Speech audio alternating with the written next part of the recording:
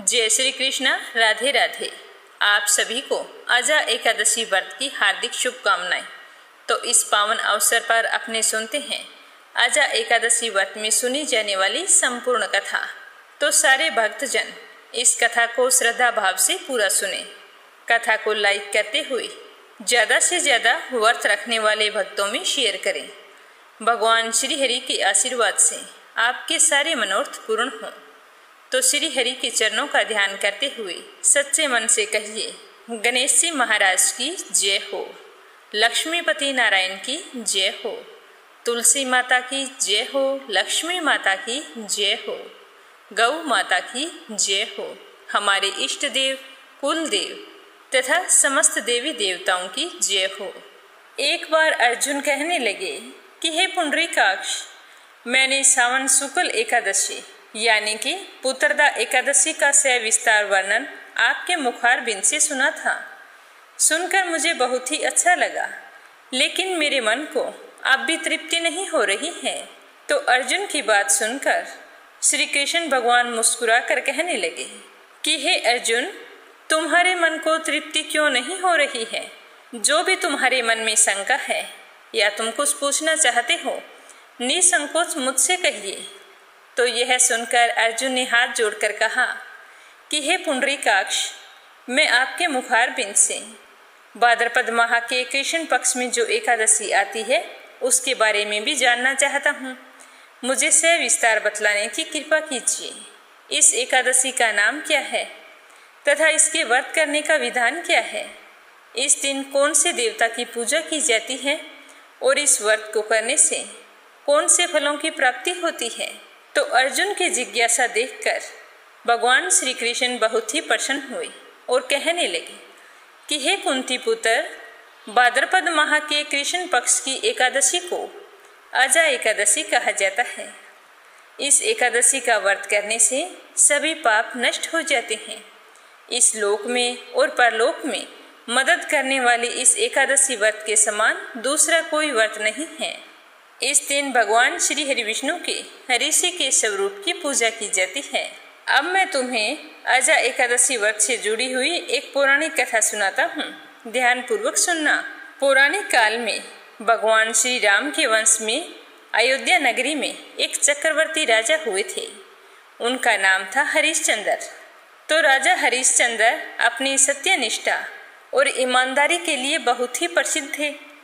जब देवताओं को इस बात का पता चला तो वे आपस में विचार विमर्श करने लगे कि सत्यवादी हरिश्चंद्र अपनी सत्यवादिता के लिए बहुत ही प्रसिद्ध है, क्यों ना हम उनकी परीक्षा लें। तो सारे देवताओं को यह प्रस्ताव पसंद आया और उन्हीं की माया से राजा ने एक दिन स्वप्न में देखा कि ऋषि विश्वामित्र जी उसके द्वार पर आए हैं और राजा ने अपना सारा राजपाट उन्हें दान कर दिया है। और फिर जब सुबह हुई, राजा की नींद खुली तो राजा स्वप्न के बारे में सोच ही रहे थे कि सुबह सुबह ही ऋषि विश्वामित्र जी सच में उनके द्वार पर आ पहुंचे और कहने लगे कि हे राजन, तुमने मुझे स्वप्न में अपना सारा राज्य दान कर दिया है। अब तुम बोलो, तुम्हारी क्या राय है? तो राजा हरिश्चंद्र ने हाथ जोड़कर विश्वामित्र जी का स्वागत सत्कार किया और सत्यनिष्ठा व्रत का पालन करते हुए संपूर्ण राज्य विश्वामित्र जी को सौंप दिया।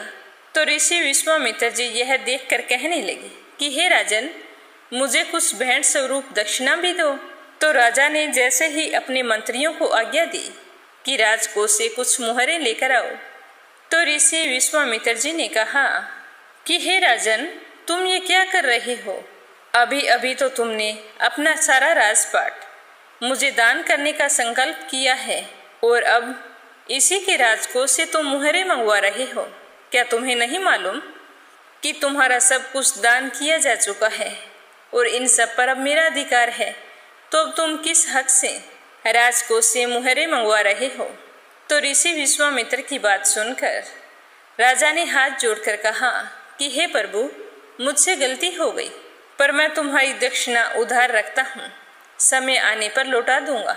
यह कहकर राजा हरिश्चंद्र अपनी पत्नी और बेटे को लेकर राजमहल से निकल गए। अब राजा के पास दक्षिणा चुकाने के लिए कोई चारा नहीं था और अपनी सत्य निष्ठा के चलते दान देना भी जरूरी था। तो दान दक्षिणा चुकाने हेतु राजा हरिश्चंद्र ने अपने पूर्व जन्म के कर्मों के कारण पहले अपनी पत्नी को बेचा, फिर बेटे को बेच दिया और फिर भी रुपए पूरे नहीं हुए तो खुद को भी बेच दिया। राजा हरिश्चंद्र को एक डोम ने खरीदा था जो शमशान भूमि में लोगों के दाह संस्कार का काम करवाता था। अब राजा स्वयं एक चंडाल का दास बन गया। उसने उस चंडाल के यहाँ कफन लेने का काम किया, लेकिन राजा ने वहाँ भी अपनी सत्य निष्ठा के साथ काम किया। कैसी भी विपत्ति आई तो सत्य का साथ नहीं छोड़ा। इस प्रकार राजा को कई वर्ष बीत गए। राजा को अपनी पत्नी और बेटे की बहुत ही याद सताती थी और वह हमेशा अपने आप को कोसते रहते कि पता नहीं मैंने पूर्व जन्म में कौन से बुरे कर्म किए थे जो इस तरह मैं अपनी पत्नी और बच्चे से बिछुड़ गया हूँ। अब राजा से अपनों का वियोग सहन नहीं हो रहा था। वे अपने नीच कर्म पर बड़े ही दुखी हो रहे थे और साथ ही इस काम से छुटकारा पाने के लिए सोच रहे थे। अब राजा तो हमेशा इसी चिंता में रहने लगे कि मैं ऐसा कौन सा जतन करूं ताकि इस नीच कर्म से मुक्ति पा सकूं। क्या सत्य बोलना गुनाह होता है? सच्चाई का साथ देने वाले को इस तरह मुसीबतों को झेलना पड़ता है। एक दिन राजा इसी तरह सोचते हुए चिंता में बैठे थे तो अपनी पत्नी और बच्चे को याद करके राजा की आंखों में आंसू आ गए। तभी वहां पर गौतम ऋषि पहुंचे तो राजा की नजर जैसे ही उन पर पड़ी तो खड़े होकर उन्हें प्रणाम किया। तो गौतम ऋषि कहने लगे कि राजन, क्या बात है, तुम इस तरह चिंता में क्यों बैठे हो और इस तरह अकेले बैठे आंसू क्यों बहा रहे हो? तो राजा हरिश्चंद्र ने कहा कि हे ऋषिवर, आप तो सब कुछ जानने वाले हैं, आपसे क्या छिपा है। इस तरह कहते हुए राजा ने अपनी सारी आत्मकथा गौतम ऋषि को कह सुनाई।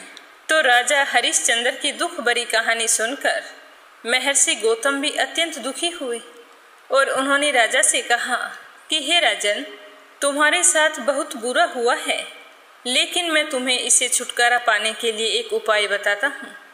तो यह सुनते ही राजा हरिश्चंद्र बहुत ही खुश हुए और कहने लगे कि हे ऋषिवर, आप मुझे कोई भी जतन बताइए, मैं करने के लिए तैयार हूँ, लेकिन मैं इस तरह की जिंदगी नहीं जी सकता। तो गौतम ऋषि कहने लगे कि हे राजन, भादो माह के कृष्ण पक्ष में जो एकादशी आती है वह अजा एकादशी के नाम से जानी जाती है। अगर तुम उस एकादशी का व्रत पूरे नियमों का पालन करते हुए करो और रात्रि में जागरण करो और भगवान श्री हरि विष्णु से अपने दुखों का निवारण करने के लिए कहो तो अवश्य ही तुम्हारे सारे पाप नष्ट हो जाएंगे और तुम्हारा अपनी पत्नी और बच्चे से मिलन हो जाएगा। यह कहकर गौतम ऋषि ने राजा हरिश्चंद्र को व्रत करने की सारी विधि बताई और वहां से अंतर्ध्यान हो गई। तो राजा यह सारा विधान जानकर बहुत ही खुश हुए और बड़ी ही बेसब्री से अजा एकादशी का इंतजार करने लगे। जैसे ही भाद्रपद माह के कृष्ण पक्ष की एकादशी आई तो राजा हरिश्चंद्र ने महर्षि के कहे अनुसार पूरे विधि विधान से उपवास किया और एकादशी व्रत के नियम का पालन करते हुए रात्रि में जागरण किया। तो इस व्रत के प्रभाव से श्री हरि विष्णु भगवान बहुत ही प्रसन्न हुए और उनके आशीर्वाद से राजा के सारे पाप नष्ट हो गए। उस समय स्वर्ग में नगाड़े बजने लगे, पुष्पों की वर्षा होने लगी।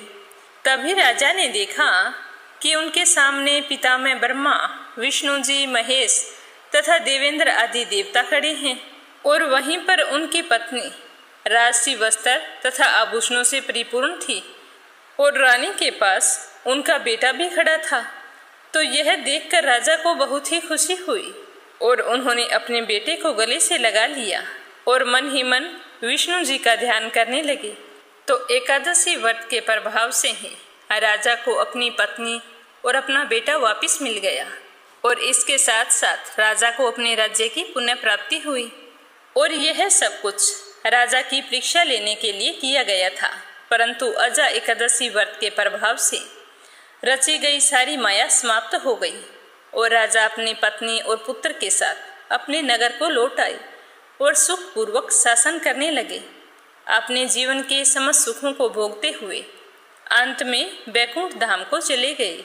इस तरह आजा एकादशी का महात्म्य सुनाते हुए श्री कृष्ण भगवान ने कहा कि हे अर्जुन, यह सब आजा एकादशी व्रत का प्रभाव था। जो भी मनुष्य इस उपवास को विधान पूर्वक करता है, रात्रि में जागरण करता है, उसके सभी पाप ताप नष्ट हो जाते हैं और वह अपने जीवन के सारे सुखों का भोग करता हुआ अंत में स्वर्ग धाम को जाता है। इस एकादशी की कथा के सुनने मात्र से ही अश्वमेध यज्ञ के फलों की प्राप्ति हो जाती है। बोलो लक्ष्मीपति नारायण की जय हो। तो यह थी आजा एकादशी व्रत कथा। अब अपनी सुनेंगे लक्ष्मी माता की कहानी। एक बार की बात है कि भगवान शंकर के अंश महर्षि दुर्वासा पृथ्वी पर घूम रहे थे। तो वह घूमते घूमते एक बहुत ही सुंदर वन में चले गए। वहाँ एक विद्याधर सुंदरी हाथ में पारिजात पुष्पों की माला लिए खड़ी थी। वह माला दिव्य फूलों की बनी थी। उस दिव्य गंध से सारा वन प्रांत सुगंध से भरा हुआ था। तो उस माला को देखकर दुर्वासा ऋषि के मन में उस माला को लेने का विचार आया। तो वो उस सुंदरी के पास गए और कहने लगे कि देवी, ये आपके पास जो मनोहर माला है, क्या आप मुझे दे सकते हैं? तो उस विद्याधरी सुंदरी ने बड़े आदर से दुर्वासा ऋषि को प्रणाम किया और वह माला दुर्वासा ऋषि को दे दी। माला लेकर उस विद्याधर सुंदरी के व्यवहार से दुर्वासा ऋषि बहुत ही प्रसन्न हुए और उसे आशीर्वाद देते हुए वहां से चले गए। काफी देर तक उस माला को देखते रहे। फिर उस माला को अपने मस्तक पर डाल लिया और पुनः पृथ्वी पर भ्रमण करने लगे। तो उसी समय दुर्वासा ऋषि को देवराज इंद्र दिखाई दिए, जो मतवाले ऐरावत हाथी पर चढ़कर आ रहे थे। उनके साथ बहुत से देवता और भी थे। तो देवराज इंद्र को देखकर दुर्वासा ऋषि बहुत ही खुश हुए और सोचने लगे कि क्यों ना यह दिव्य माला देवराज इंद्र को दे दूं। तो यह सोचकर दुर्वासा ऋषि ने अपने मस्तक पर से माला को उतारकर हाथ में ले लिया। उस माला की खुशबू चारों तरफ फैली थी। उसके ऊपर भंवरे गुंजार कर रहे थे। जैसे ही देवराज इंद्र दुर्वासा ऋषि के समीप आए तो दुर्वासा ऋषि तो बहुत ही खुश थे और खुशी के मारे बिना सोचे समझे वह माला देवराज इंद्र के ऊपर फेंक दी। तो देवराज इंद्र ने उस माला को ऐरावत के मस्तक पर डाल दिया। उस माला की खुशबू बहुत ही तीव्र थी, जिसके कारण ऐरावत हाथी ने सूंड से उस माला को उतारा और सूंघ कर पृथ्वी पर फेंक दिया। तो इस तरह माला का अपमान देखकर दुर्वासा ऋषि क्रोधित हो गई और सोचने लगे कि पता नहीं वह विद्याधर सुंदरी माला किसके लिए लेके जा रही थी और मेरे मांगने पर उसने पूर्ण श्रद्धा भाव से मुझे दे दी, बिना यह पूछे कि आप क्या करने वाले हैं। और इस देवराज इंद्र को देखो, जिसे मैं सबसे प्रिय मानकर कितने प्रेम से इस माला को दिया, तो उन्होंने तो इसकी तरफ देखा भी नहीं और हाथी के मस्तक पर फेंक दी और हाथी ने इसे पृथ्वी पर फेंक दिया। इससे अच्छा तो मैं उस विद्याधर सुंदरी से लेकर ही नहीं आता। इतनी दिव्य माला किस काम आई। तो इस तरह सोचते हुए क्रोधपूर्वक इंद्र से कहने लगे कि अरे ओ इंद्र, तुझे ऐश्वर्य का घमंड है ना?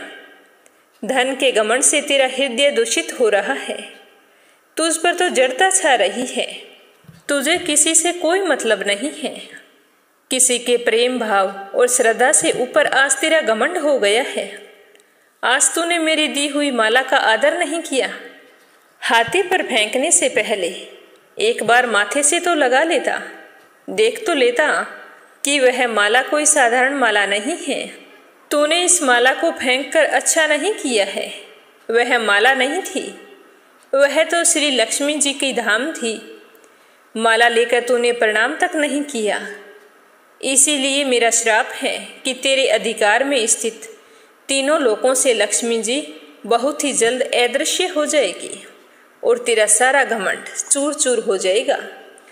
तो यह श्राप सुनते ही देवराज इंद्र तो घबरा गए और उसी समय ऐरावत से उतरकर मुनि के चरणों में आकर गिर गए और बार बार अपनी गलती के लिए माफी मांगने लगे। देवराज इंद्र ने दुर्वासा ऋषि को प्रसन्न करने के लिए अपनी तरफ से लाख चेष्टाएं की, लेकिन दुर्वासा ऋषि तो टस से मस नहीं हुए, उल्टे इंद्र को फटकार कर वहां से चले गए।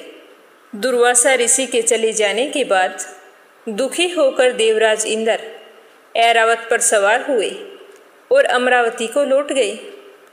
तब से तीनों लोकों की लक्ष्मी नष्ट हो गई। इस प्रकार त्रिलोकी के श्रीहीन और सतव रहित हो जाने पर दानवों ने देवताओं पर चढ़ाई कर दी। देवताओं में उत्साह नहीं था। युद्ध करते करते सबने हार मान ली और दानवों ने सारे देवताओं को उनकी जगह से निकाल दिया। दानवों के निकाले जाने पर वे तो स्वर्गहीन होकर पृथ्वी पर बड़े ही दुखी मन से विचरण करने लगे। एक दिन सारे देवताओं ने मिलकर विचार किया कि क्यों ना हम पितामह ब्रह्मा जी के पास चलते हैं, शायद वो हमें हमारी समस्या का कोई समाधान बताए। तो इस तरह सोचकर सारे देवता देवराज इंद्र सहित पितामह की शरण में गए। वहां जाकर उन्हें अपनी सारी समस्या बताई तो पितामह ने बड़े ध्यान से सुना और फिर उनसे कहा कि तुम भगवान विष्णु जी की शरण में जाओ, वही तुम्हें इस समस्या से छुटकारा दिला सकते हैं। ऐसा कहकर पितामह स्वयं देवताओं को लेकर क्षीर सागर के उत्तम तट पर गए। वहां पहुंचकर पितामह आदि देवताओं ने बड़ी भक्ति से विष्णु जी का स्तवन किया तो भगवान प्रसन्न होकर देवताओं के सम्मुख प्रकट हो गए। उनका अनुपम तेजस्वी मंगलमय विग्रह देखकर देवताओं ने पुनः स्तवन किया। उसके बाद भगवान ने उन्हें क्षीर सागर को मंथने की सलाह दी और कहा कि क्षीर सागर को मंथने से अमृत प्रकट होगा, उसके पान करने से तुम सारे लोग अजर अमर हो जाओगे, फिर दानव तुम्हारा कुछ नहीं बिगाड़ सकेंगे। लेकिन ध्यान रखना, यह कार्य बहुत ही दुष्कर है, अतः तुम्हें दैत्यों के साथ मित्रता करनी होगी। इस काम में मैं भी तुम्हारी सहायता करूंगा।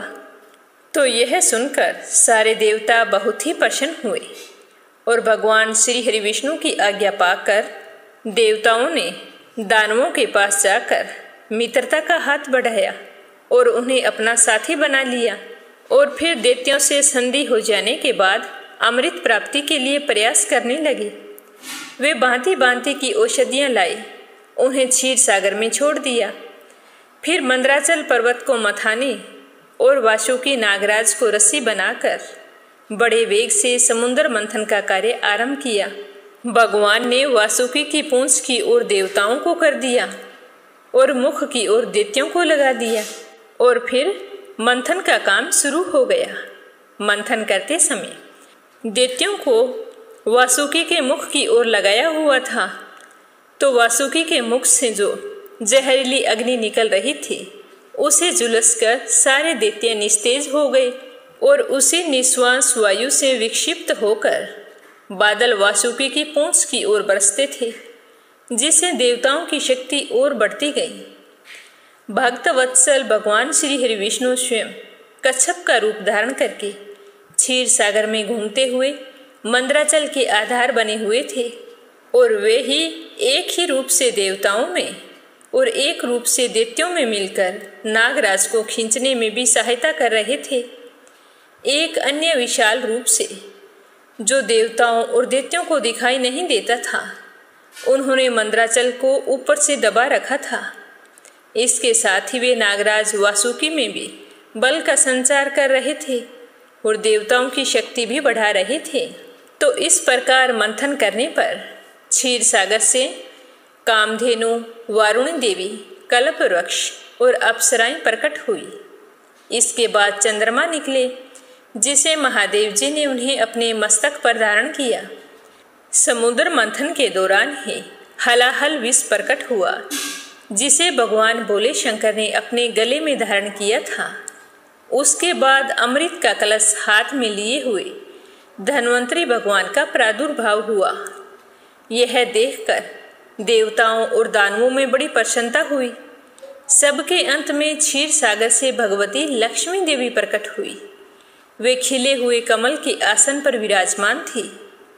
उनके अंगों की दिव्य कांति सब ओर प्रकाशित हो रही थी।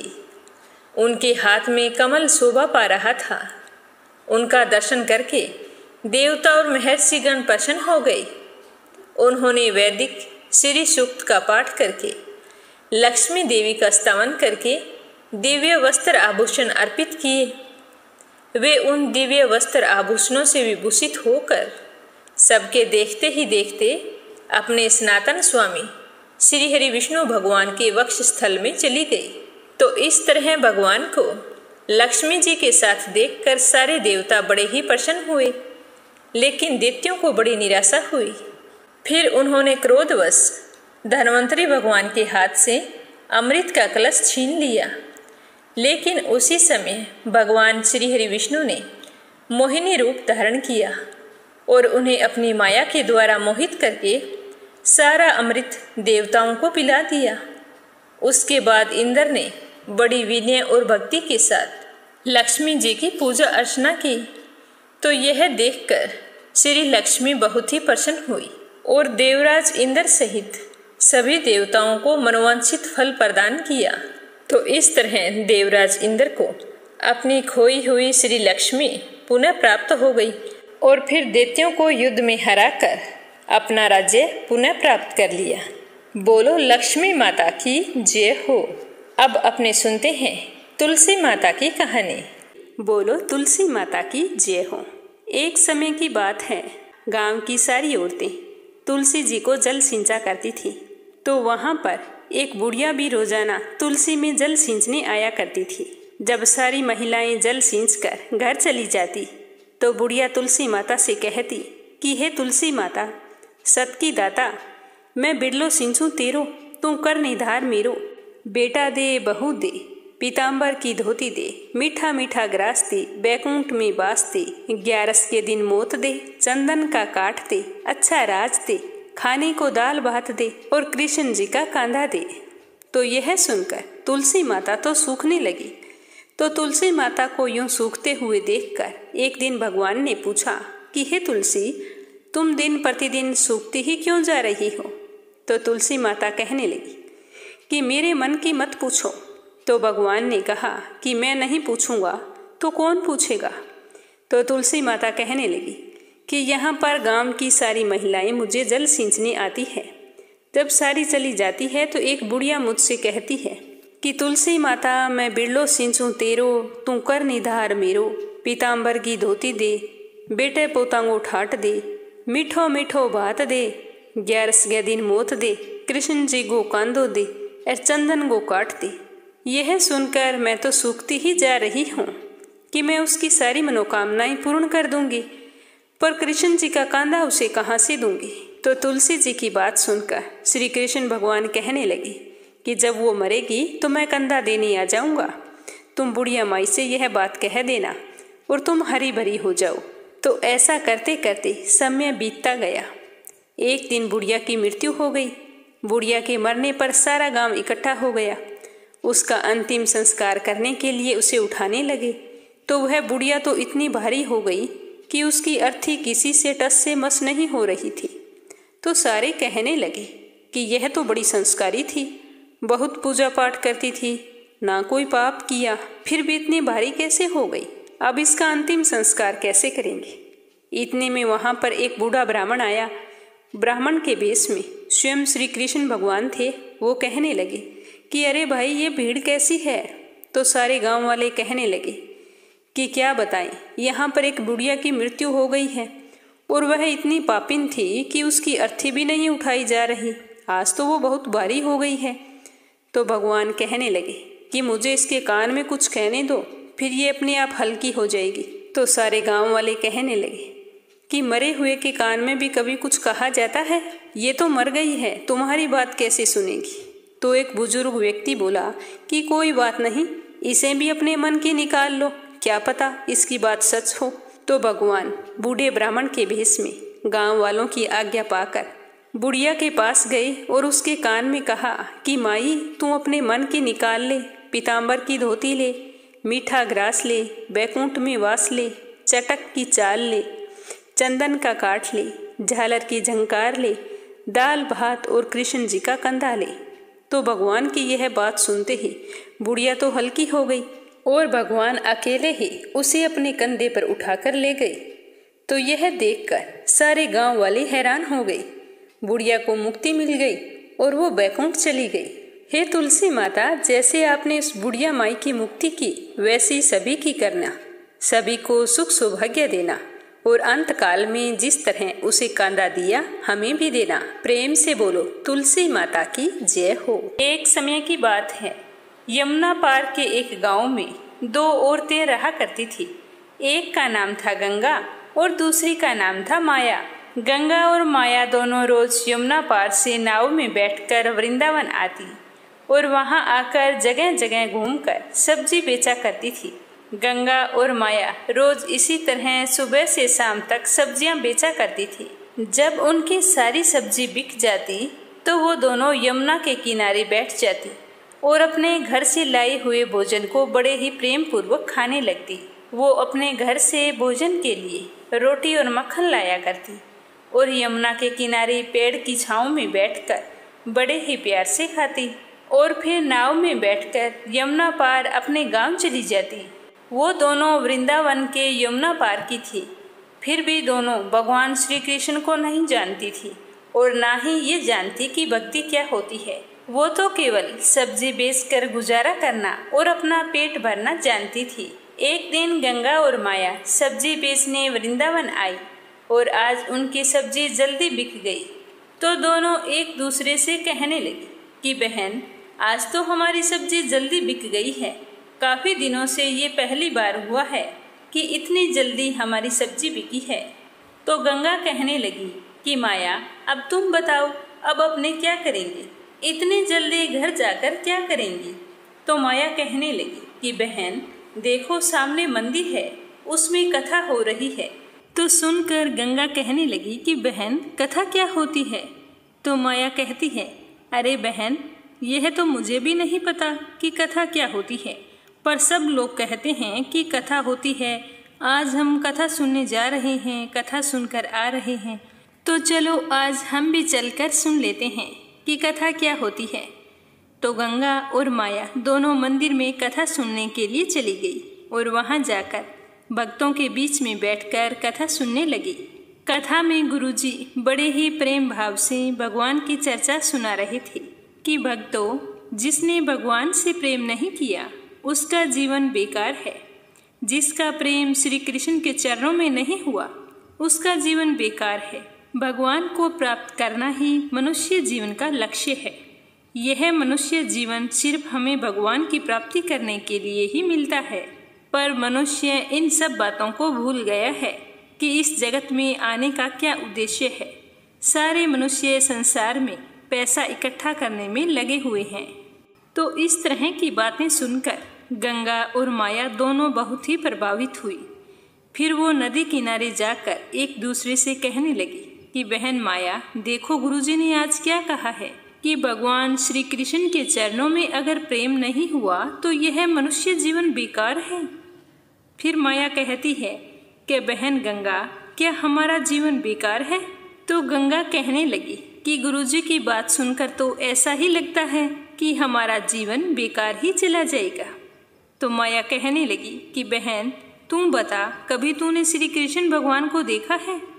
तो गंगा कहने लगी कि अरे बहन, मैं तो हर समय तेरे साथ रहती हूँ, मुझे भगवान श्री कृष्ण के दर्शन कैसे होंगे?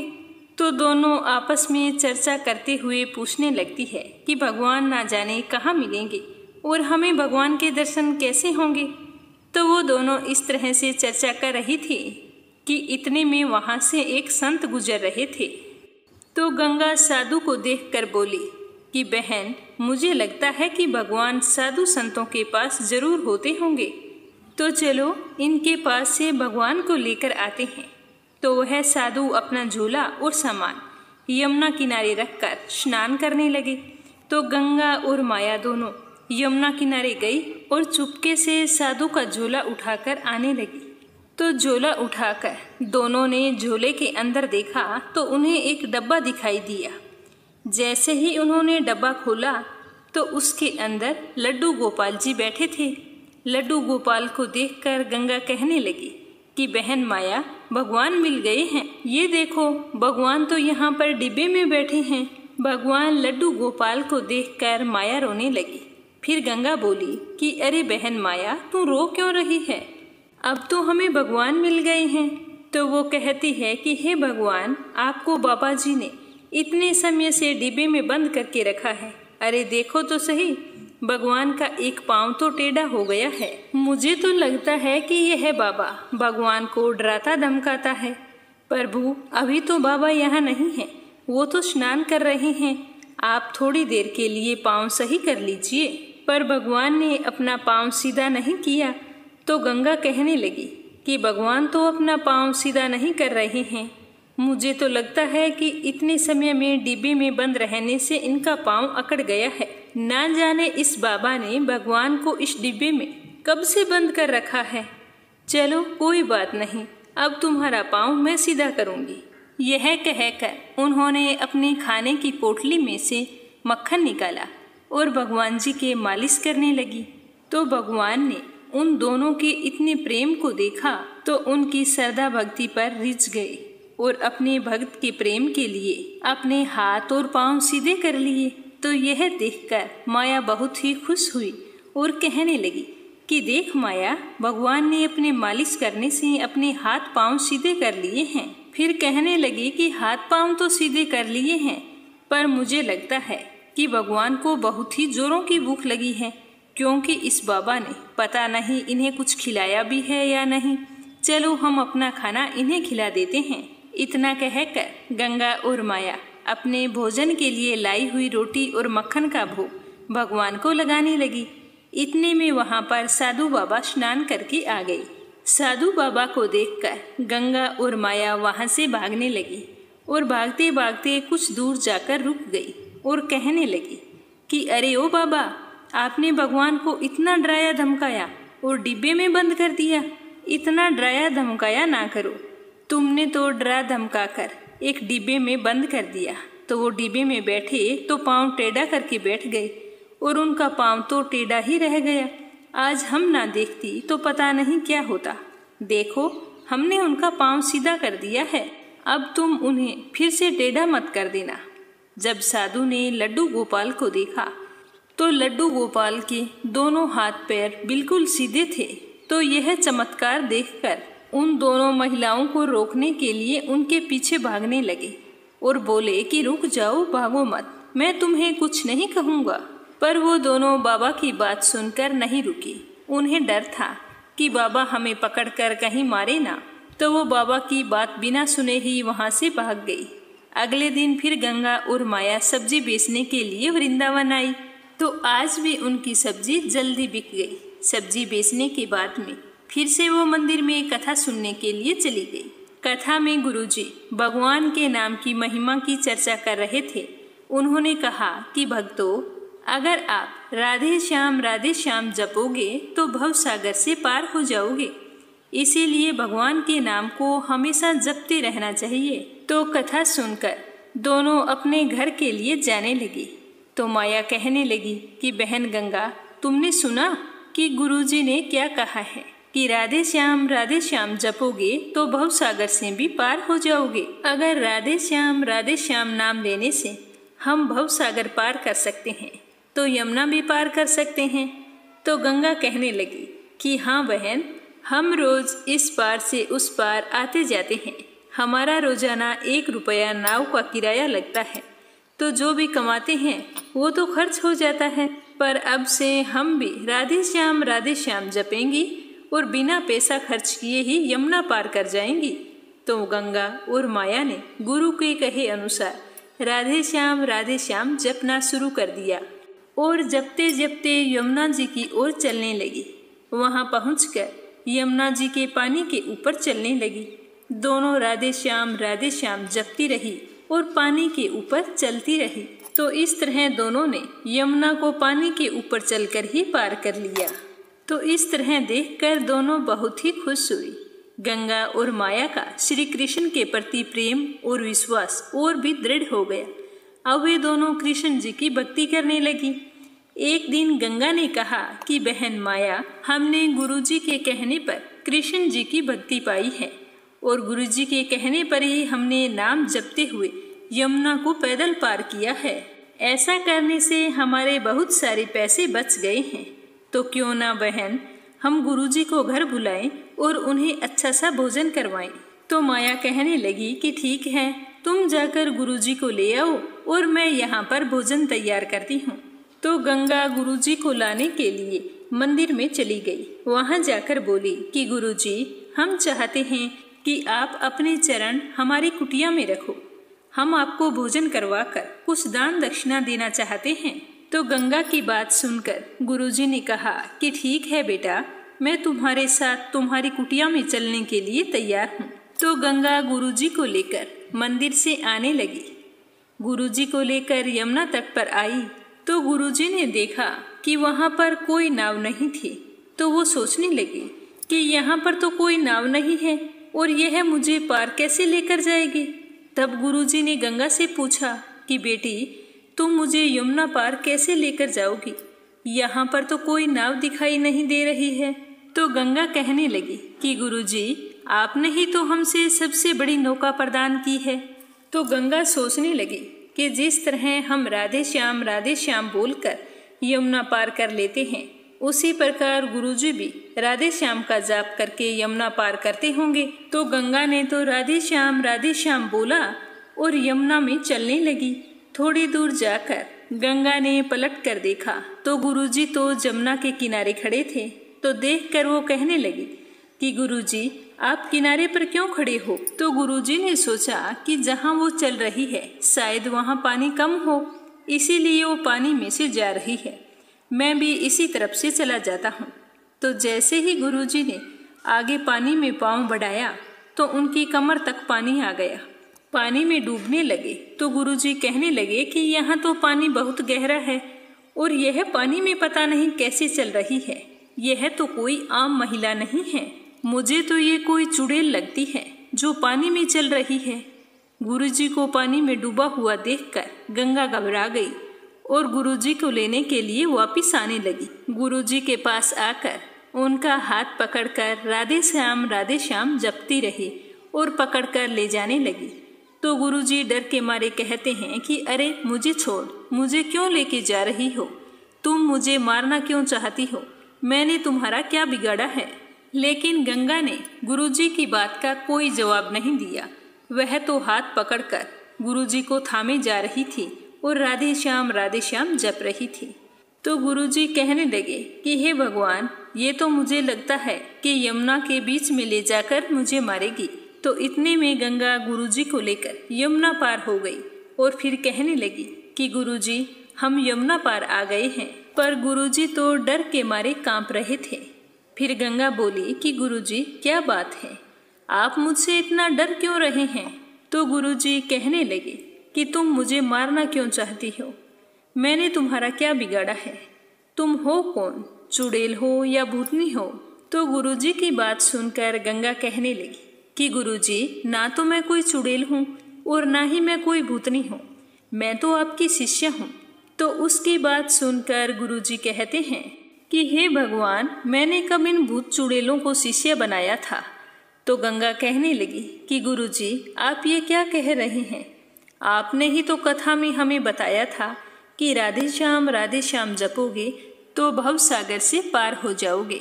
तो हमने सोचा कि राधे श्याम जपने से भव सागर से पार हो जाते हैं तो यमुना जी से भी पार हो जाएंगे। अब तो हम रोजाना राधे श्याम जपते हैं और यमुना जी को पार कर लेते हैं।